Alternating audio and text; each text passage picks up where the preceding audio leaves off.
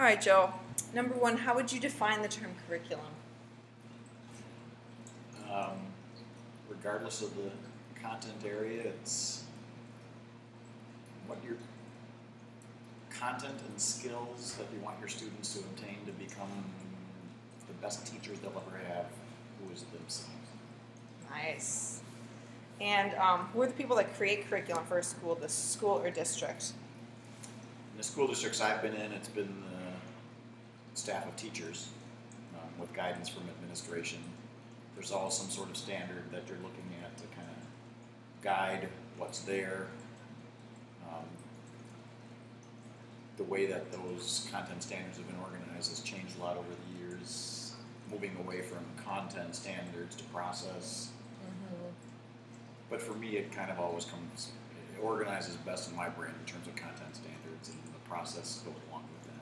Yeah, definitely. 3, why are certain topics included and excluded in a curriculum? Or kind of like, how are those decisions made, in your opinion? I mean, ultimately, it's made by the teacher, whether or not it's in the curriculum guide for the school district or the standards. Sure. For me, it's taking where the students are at and finding out what's exciting them. I'm trying to, I always tell my kids, finding a level of optimal discomfort. So figuring out what they know and where they can go from there, and if they're finding it too easy, then you got to be extending the content and process skills that they're doing. Uh-huh. And if they're ready to do more and more on their own, hopefully be inspired to be learners without the carrot and the stick of the teacher. Right. Nice. In your past educational experiences in elementary and secondary school, I think it's like as a student, how much input did you have in deciding the curriculum? I would say not a lot. Yeah.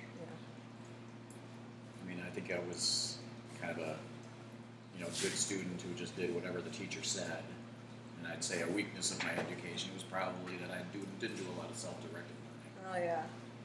And then as a teacher, do you feel like obviously you probably had a lot of decision-making in the curriculum, or was that handed to you? I've had a lot of decision-making with the curriculum and, worked with very good teams and had the freedom to experiment and develop new and different units and different ways of evaluating what we do and how we're doing it. Nice. Okay. So working kind of on my own here, it's kind of fun to now sit down and say, okay, on my own, what do I want to do? I can do anything. Yeah, totally. Okay.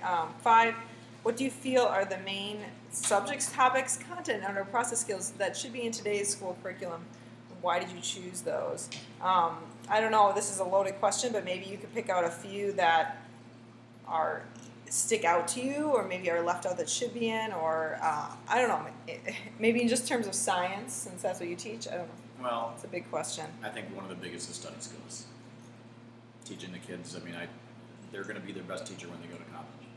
Yeah. And sometimes I tell them if they have a crappy teacher, one that they don't like, they might be learning more how to do it themselves than if they had a really good teacher. A really good teacher might handicap some students. Yeah. They kind of it comes naturally. Yeah. Interesting. Yeah, totally. Especially by the university. Regardless of the content area, we had one of our non-science specific goals was stick-to-itiveness.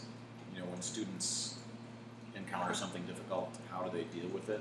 And obviously that defaults to the study skills. Yeah. Some of the best students never hit that wall, and then they get to college and they struggle because they don't have those skills to fall back on. Yeah. And I think getting kids excited about science has got to be one of the biggest priorities for me, because otherwise the kids are just doing it because they're asked to do it. Right.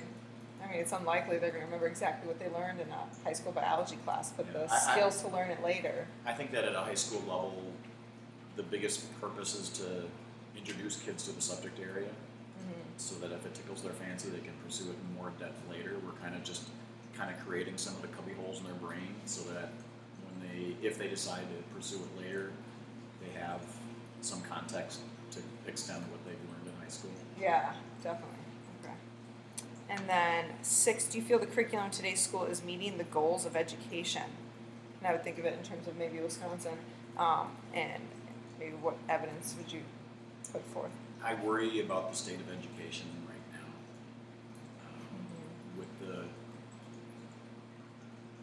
standards, it seems like education is going to where this is what you have to teach, and I can take someone who doesn't know what they're doing and put them in front of the classroom and tell them what to say and what we want them to learn. And I think teaching is a much more creative art than the way it's moving right now. That was one of my frustrations from teaching back home. Yeah. And I think the art of teaching, the relating to the students, taking students where they're at,